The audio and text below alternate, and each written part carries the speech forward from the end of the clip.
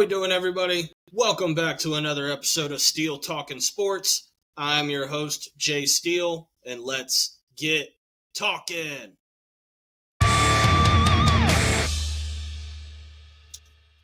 What up, what up? It's April Fool's Day, Monday, April 1st. We are having a great time. We've got Monday baseball action on. I'm currently watching the Atlanta Braves. You see the hat, the jersey.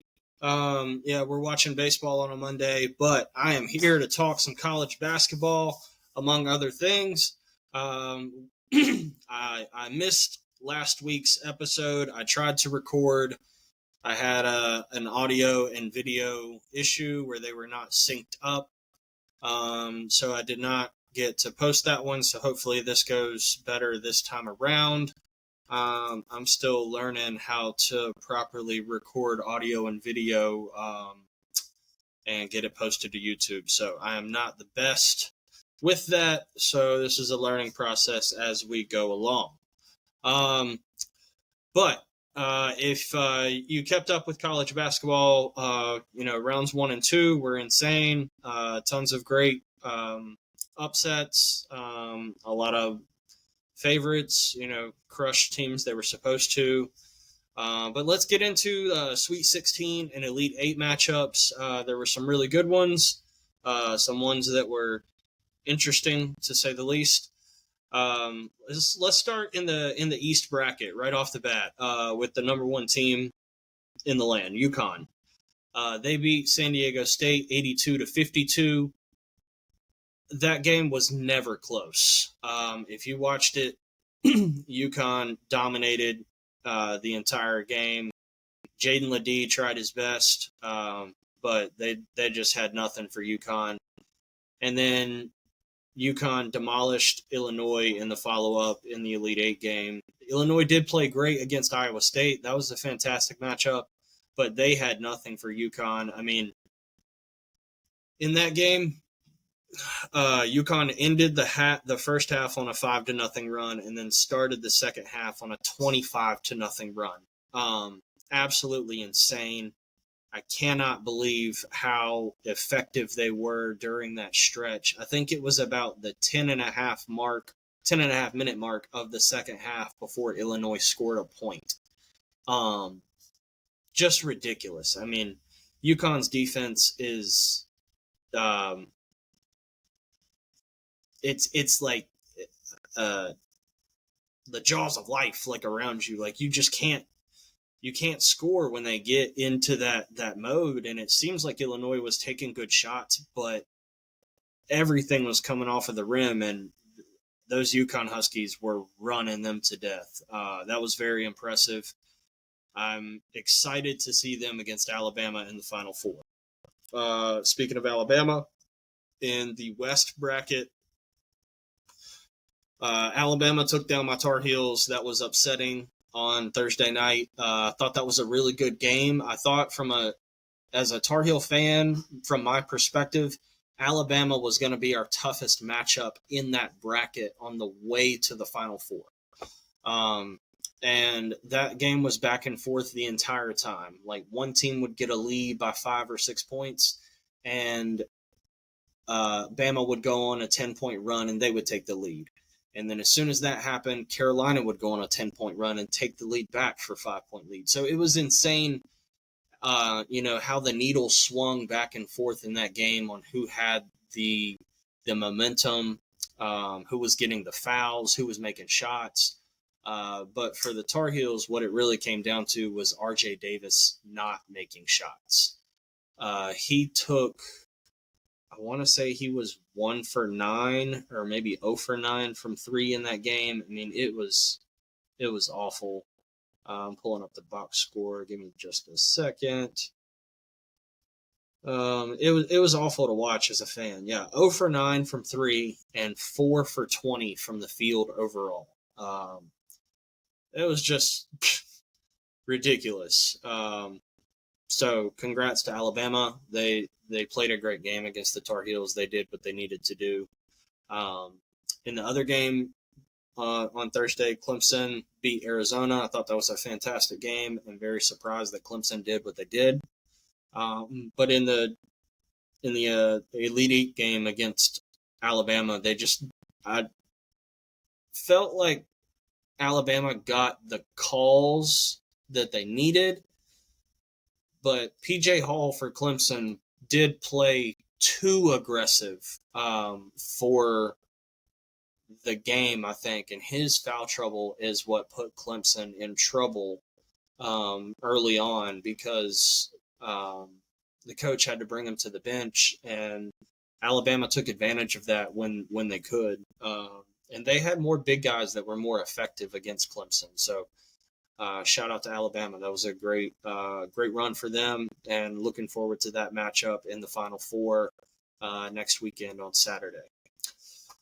In the opposite side of the bracket, in the South, the Duke-Houston game was fantastic, albeit Jamal Shead getting injured early on in that game certainly changed the momentum for Houston. Their floor leader and their general wasn't on the court. Now, he wasn't very effective up until that point in the game, but you had to think that he was going to get it going at some point had the ankle injury not happened.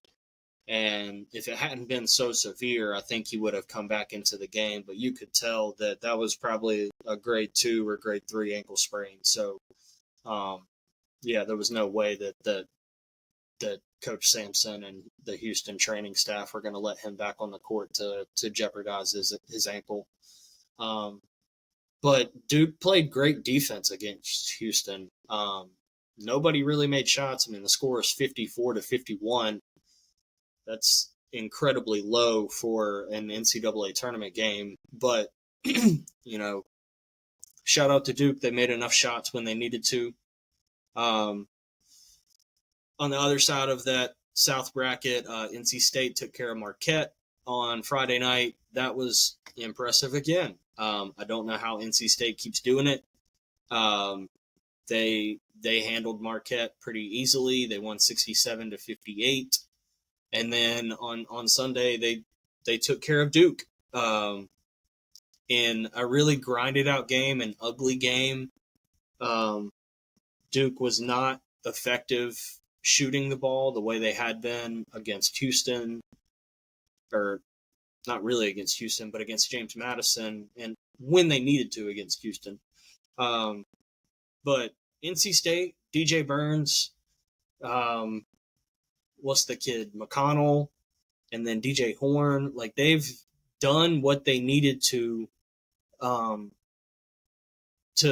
keep this run going. I spoke to my dad on the phone earlier today. He's a huge NC State fan, and he just kept saying how this is exactly like the run in '83 with Valvano. I do think it's very similar.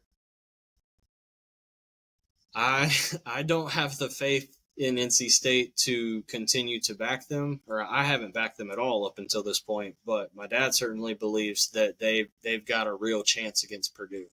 I don't believe so, but I will certainly support him in his beliefs if that's what he thinks. Sorry, the Braves just grounded out to end the third inning. So NC State advances to the Final Four, 76-64 over the Duke Blue Devils. And then in the Midwest bracket, let's see. The Creighton and Tennessee game was fantastic. I was on Creighton that game. It kind of stunk that they lost, but they just couldn't make shots down the end. Dalton Connect was too good. Purdue took care of Gonzaga pretty easy. That was not really a game for the most part. I thought Purdue handled that one pretty easily, 80-68. And then on Sunday, Purdue 72, Tennessee 66. This was a fantastic game. It was back and forth. Purdue did have a lead for most of the game, I felt like. But 40-plus points from Zach Edey and 30-plus points from Dalton Connect. What a performance by two guys, like giving it all and leaving it all out on the court for both of their teams. I thought that was one of the best performances from, like two top players at the same time on the same court what a game. If you got to watch that, that was impressive. I got to see most of it, but certainly one that is worth going back and watching again if you have access to it on YouTube TV or something like that. So the Final Four is set. We have got the 11 seed NC State against number 1 Purdue on April 6th at 6:09 p.m. And then following that, number 1 UConn versus number 4 Alabama. What a matchup. We've got 2 insane matchups. So, why don't we talk about it? And here we go. I love the Joker, and here we go. So, I'm going to look up over here on OddsShark. We've got Purdue laying 9.5 against NC State, and their predicted score is Purdue 81, NC State 66. When I look at this matchup, the thing for me is that no one can stop Zach Edey. This dude, he just takes up too much space. And when I look at DJ Burns, I just don't think there's any way that he can bother Zach Edey enough to make a difference in this game. And the shooters for Purdue have been good enough when they need to be. Fletcher Lawyer, Braden Smith, even Lance Jones, like they make enough shots. But Edey's going to get his touches. Edey's going to get 20, 22 shots up. And when he takes all of them from within 7 feet, he's 60 to 70% on all of those. He gets offensive rebounds without trying or having to take his feet off of the floor. I mean, damn, the other night, the guy was cutting down the nets without standing on a ladder. It's fucking insane. I like this Purdue team. I just want to see a Purdue and UConn matchup. I want to see one Frankenstein from Purdue against the other Frankenstein from UConn in Klingon. I just think that's what America wants to see in this championship game. The 2 best teams, the 2 number 1 seeds, get this number 11 seed out of here. I'm sorry, Dad, but I'm taking Purdue. I'm laying the 9.5. And you could even, I could be talked into playing this up to even 11, maybe even 12.5. I think Purdue wins by 15. But here on Monday at 3 in the afternoon, I would bet the 9.5 now because it will probably be 11, definitely 10, 10.5 by Saturday night, maybe even higher than that. So if you like Purdue in this game, take the 9.5. If you like NC State, I'd probably wait till later in the week. You can probably get a higher number later in the week. But if you like the 9.5 now on NC State and you think State's got it, take NC State. If you wanted the NC State money line, that is plus 340, minus 440 for Purdue on the other side. So, if you like NC State, if you're my dad, go lay a Benjamin on the NC State Wolfpack, and you'll pull in $340 later in the week if they win. Sorry for the sound. On the other side, we've got UConn and Alabama. This game obviously tips off after the Purdue-NC State game. UConn is laying 11.5 points, and on OddsShark, their predicted score is UConn 82 and Alabama 77. So Bama would obviously cover the spread there. This one is a little bit harder for me to find a side on because Alabama can run so much up and down the court that I feel like that could give not necessarily a problem for UConn, but it could shake them up because they're usually the ones who change the pace of the game from the other team. I mean, UConn's really good at going, slow if they want to, and then super fast if they want to. But if they have another team that can change the pace of the game more themselves, like Alabama, I think Alabama could keep this close. But I'm not going to get in front of the UConn train. That thing is a freaking wagon. Tristan Newton, Cam Spencer, Donovan Clingan, Stephon Castle, they're all just dogs. They're so good. It's like sharks in the water. When they smell blood, they just go get it. Danny Hurley says they suck in close games, so they might as well just blow teams out. Well, that's what they're doing. They beat Illinois 77-52, San Diego State 82-52, Northwestern 75-58, Stetson 91-52. Even Marquette in the championship game for the Big East 73-57. I mean, they're 9-1 ATS in their last 10, and they're 10-0 straight up overall. During this time, they have covered spreads of 15.5, 9, 15, 9. No, I'm sorry.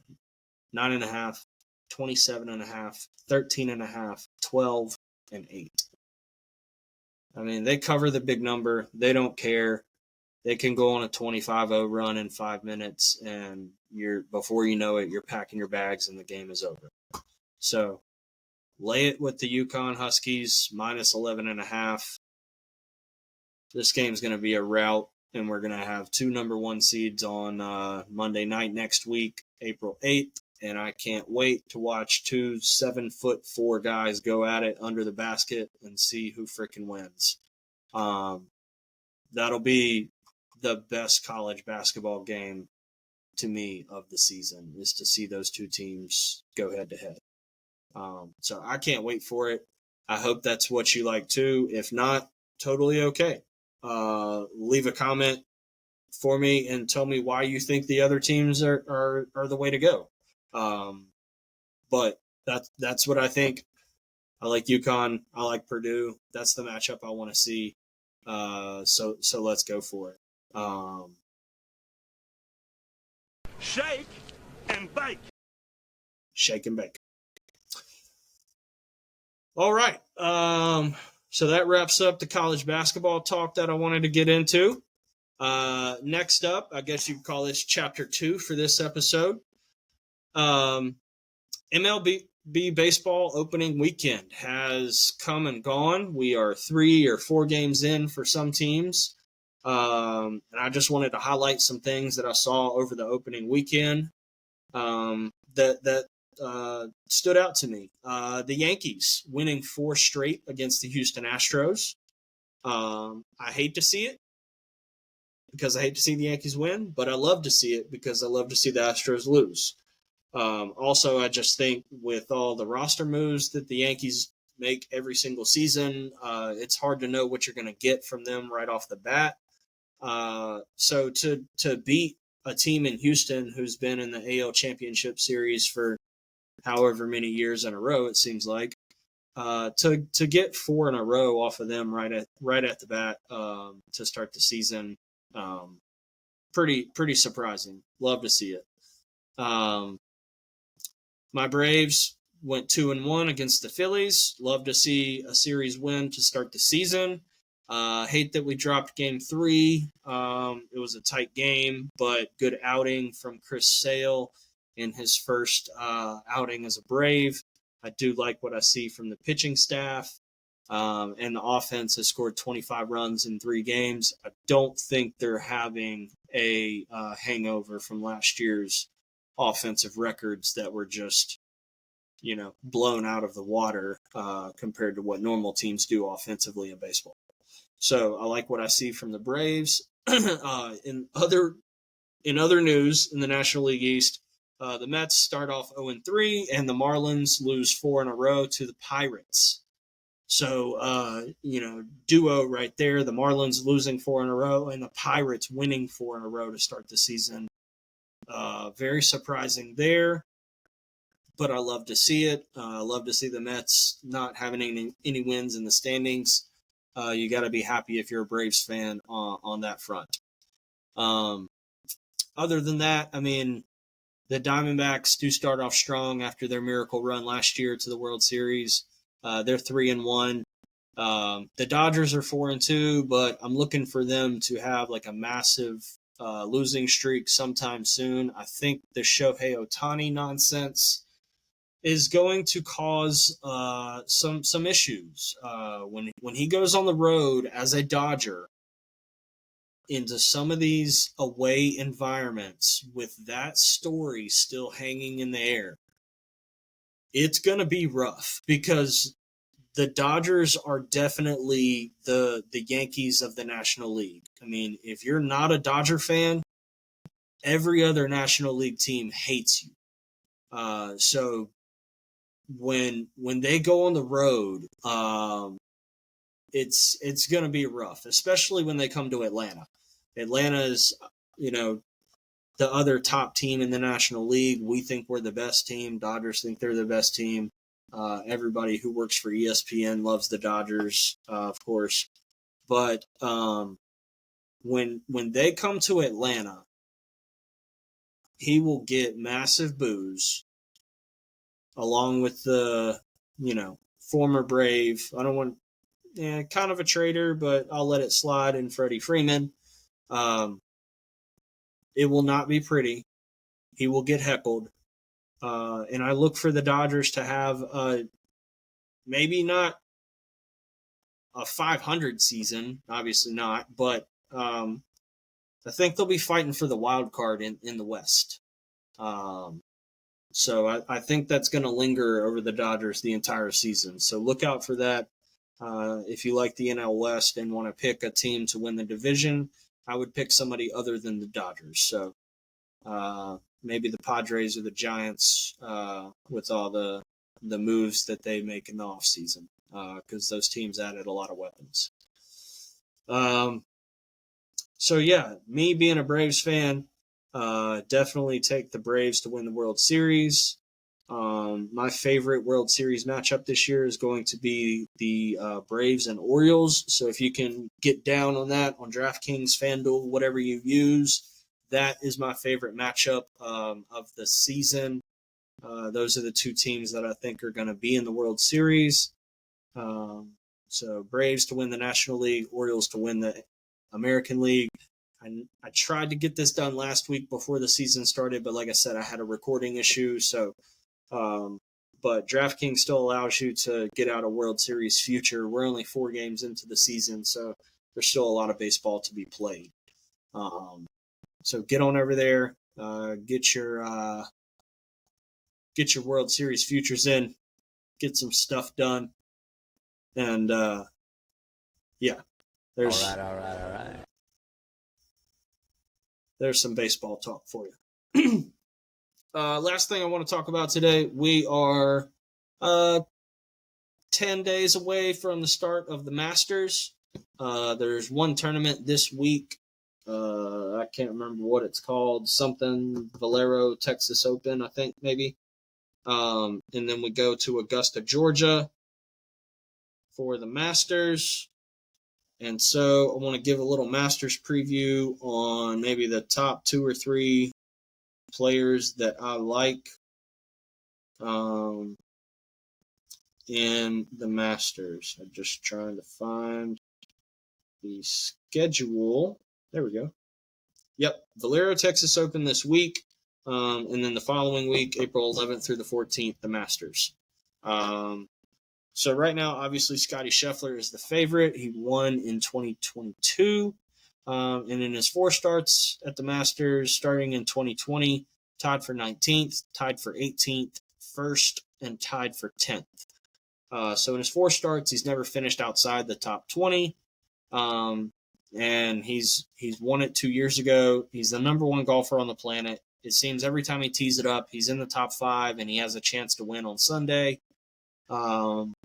He won the Players' Championship a few weeks ago, shooting like 6 or 7 under on Sunday.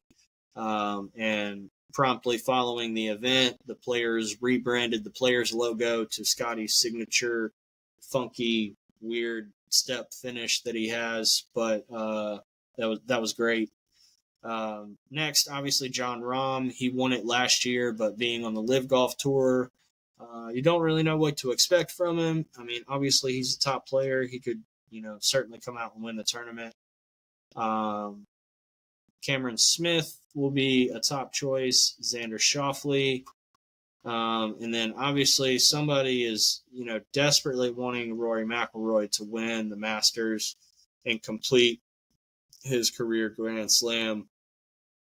But he's seems reluctant to get it done at this course. It always has a bugaboo about it that trips him up on Saturday or Sunday's round that takes him out of the lead.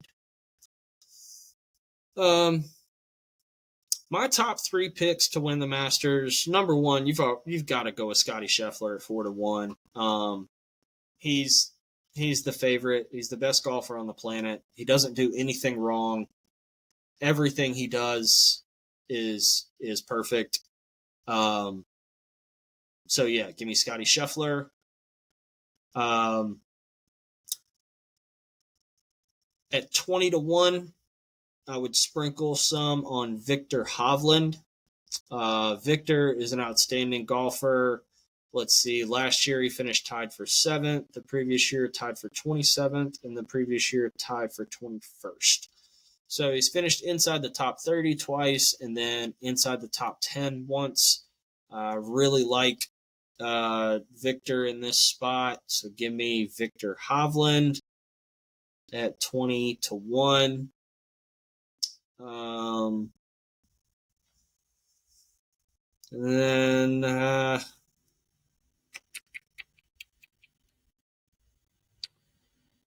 I think because Victor would be a first-time winner, Scotty's already won it.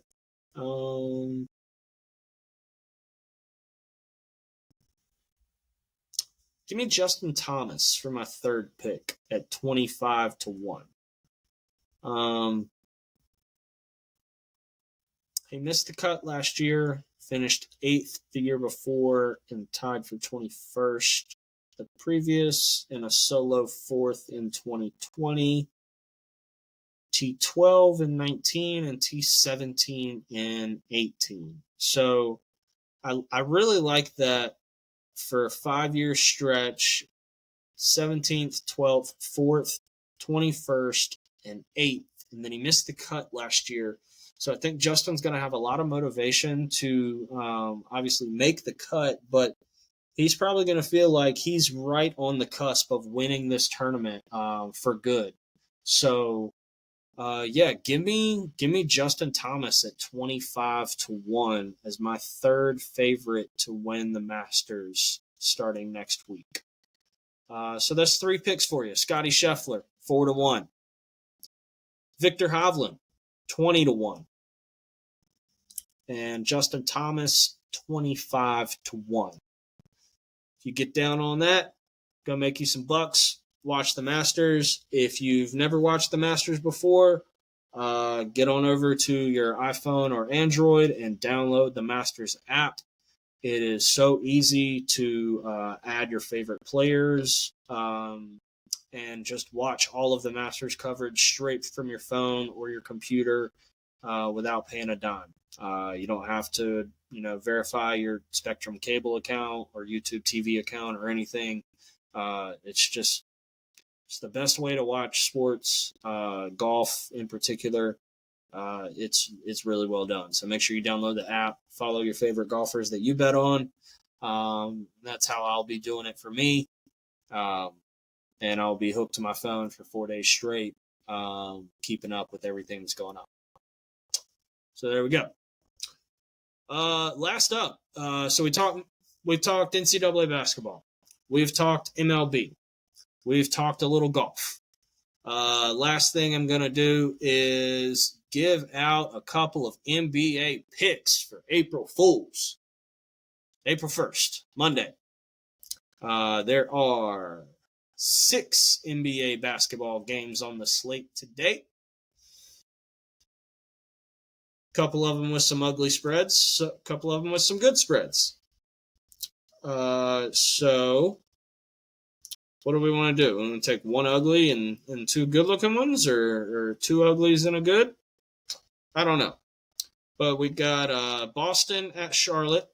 Boston laying 17 points. Brooklyn at Indiana. Indiana laying 12.5 points.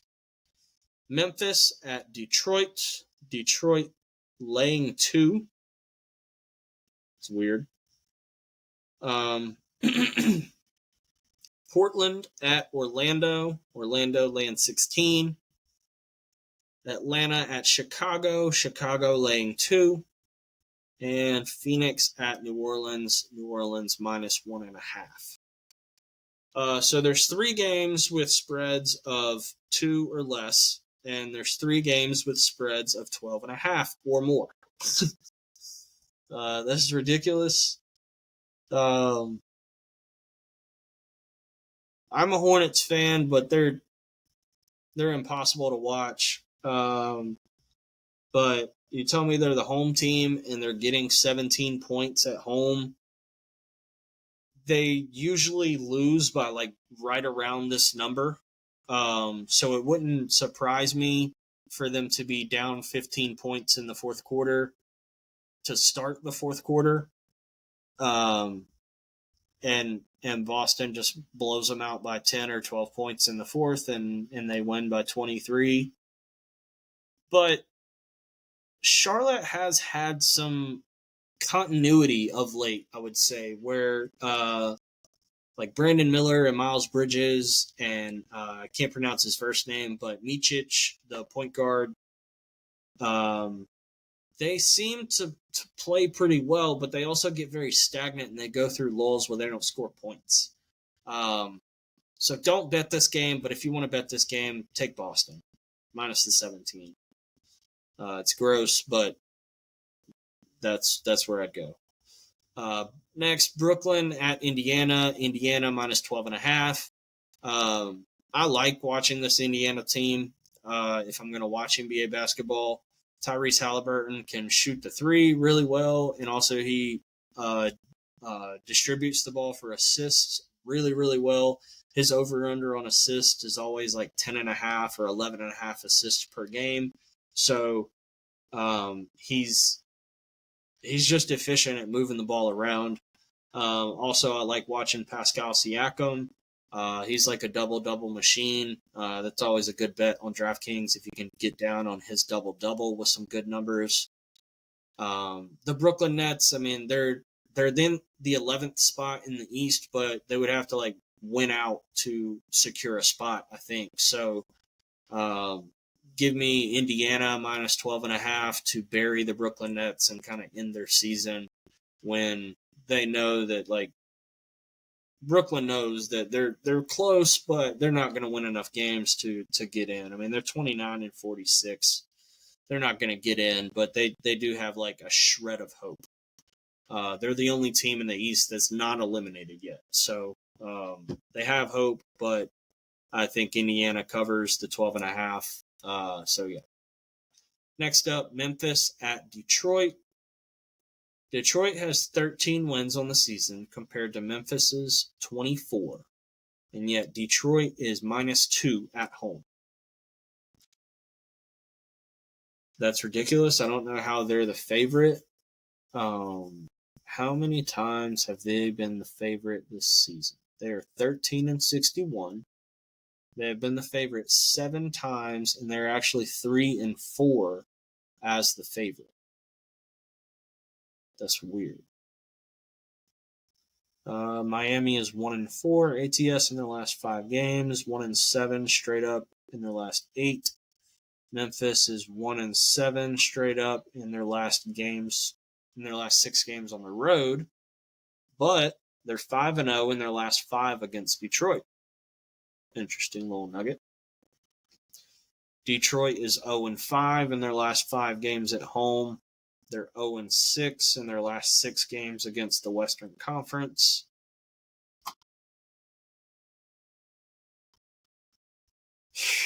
This is you don't bet this game. Don't bet this game. But if you want to bet this game, take the Grizzlies. Take the money line, I guess. No, just take the points. Well, money line's plus 110. You can make a couple dollars. Dang it. But yeah, take Memphis. Detroit sucks. They're terrible. They'll have a lead at halftime and then they'll lose by 20. So yeah, there you go. Take Memphis. Portland at Orlando. Orlando is minus 16. Portland is terrible. I think Scoot Henderson might be the worst pick of that draft. Every time I look at the box score, I see he has more turnovers than anything else. So I think all the other teams that did not pick him did a good job. I don't think he's developed yet. I mean, maybe that'll change, but he seems to be a pretty bad pick so far. But Orlando looks like they're a pretty good team this season, and I think they cover this number. They've been beating teams like pretty good thumpings recently, if I remember correctly. Yeah, like they beat Memphis the other day by 30 when they were favored by 13. They did lose 3 in a row. But before that, they beat the Pelicans as a dog. They beat Charlotte by 20. They beat Toronto by 15, 17. Yeah, give me Orlando minus the 16. Next up, Atlanta at Chicago. I think this is actually a really good game. Let me see. I was just looking at the NBA standings. So in the East, like I said, there's one team on the outside looking in at the 11th spot in Brooklyn. Atlanta is at the 10th spot. They have a 5.5 game lead on Brooklyn, so I don't think they're worried about that. But they're only a game and a half back from Chicago at the 9 seed. So this is an important game that I think Atlanta feels like they could probably sneak up with. Let's see, there's 8 games left in the season. If they could steal this one against Chicago, they'd be a half game back in the percentage column. And, I think obviously you'd rather be the 9 seed than the 10 seed. But neither one of them are going to catch Miami or Philadelphia at 7 or 8. But you'd rather be the 9 than the 10. And I think, they're both 5-5 over their last 10. But from what I've seen, like this Atlanta team with DeJounte Murray and Bogdanovich, like Clint Capella's a double-double machine. That team is like hungry. They want to beat teams, and they had like a magical 30-point comeback against Boston the other day. Like, I don't know, I kind of like that Hawks team. So give me the Hawks tonight. Hawks +2. Take that. Sprinkle some on the money line. Whatever the props are after a day of rest, give me DeJounte Murray like over his point total, over his rebounds, over his threes. Like that dude is a baller. I love watching him play. 2 nights ago, Bogdanovich had 38 points with like 7 3-pointers or something. I don't think he has that kind of game. I think it's probably back to a Clint Capella, DeJounte Murray type of game. So jump in on that. And lastly, for the NBA, Phoenix Suns against the New Orleans Pelicans. New Orleans is laying 1.5. This should be a very competitive game. In the NBA standings on the West side, Phoenix is the 8th seed and New Orleans is the 6th seed. So Phoenix could get, one game closer to the 6. They could actually jump Sacramento with a win tonight. They have identical records. So I think this is a good matchup for Phoenix with Brandon Ingram out with an injury. I like Phoenix. Their record this year, they have pretty close records. Phoenix is 43-31. New Orleans is 45-29. New Orleans is the better team against the spread, but I don't know. They're pretty evenly matched in like all categories. It's pretty much a coin flip, but I like the Suns. Give me KD and Devin Booker and Bradley Beal to ball out. Have a good night. So there it is. So if you're having trouble keeping up, NBA picks for tonight: 6 games. Boston -17. Indiana Pacers -12.5. Memphis Grizzlies +2. Orlando Magic -16. Atlanta Hawks +2. Phoenix Suns +1.5. And folks, that is our show. That is all that I've got. I have talked for 41 minutes. That is incredible. I am going to get out of here. I'm going to watch the rest of this Braves baseball game and root for a win.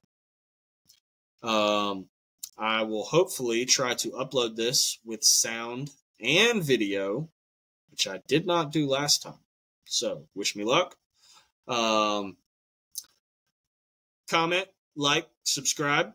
Tell me what you think or don't think. But I appreciate any support that you give out. Thank you very much to all my friends who said that I did a good job on the first 2 episodes. I appreciate you. Shout out to anybody who watches this. I appreciate you. Thank you very much. The likes, the views, the subscribers, that all helps me. And yeah, I will try to be back next Monday for another episode, and we'll talk more sports, and definitely a preview for the national championship basketball game. That is all that I've got. Again, my name is Jay Steele. This is Steele Talkin Sports, and I will see you at the buzzer.